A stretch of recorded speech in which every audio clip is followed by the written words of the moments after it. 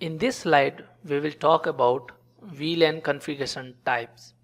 In last session, we talked about VLAN categories based on VLAN ID or VLAN number. Now here we will talk about the VLAN categories based on the configuration methods.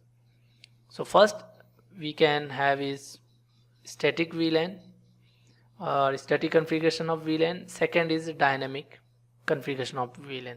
So static configuration or static VLAN is called port based VLAN.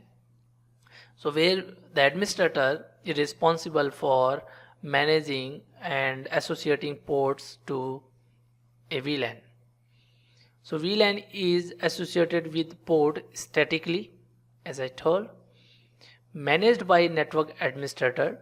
Network administrator will go and assign each and every port to the VLAN which the user wants to. Second method is dynamic configuration, which is called MAC based VLAN. So MAC based VLAN works in different way than static configuration. So administrator is again responsible for maintaining the database of MAC addresses in VMPS server. So there is a server called VMPS, VLAN membership policy server, which is called VMPS server. And the VMPS server has a kind of software database, and the software database has the MAC address and the port the MAC address and VLAN ID mapping. Any user who is the member of that VLAN connects to any port or anywhere in that particular domain, this software database will map that MAC address, the user's MAC address, to VLAN automatically.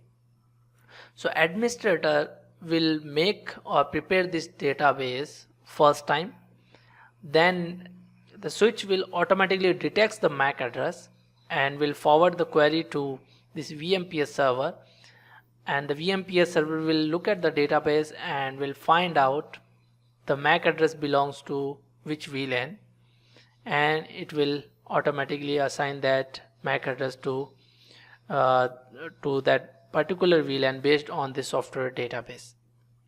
So here is the example. We have the VMPS server. If the VMPS server has the MAC address equal to VLAN 10, it means whenever any MAC address with this number comes to switch will forward it to VMPS server, and VMPS server will map it to VLAN 10. So this will be operating in VLAN 10 automatically.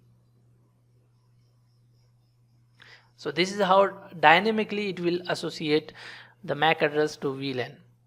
So that's very simple. Only the administrator needs to collect the MAC addresses of all the devices.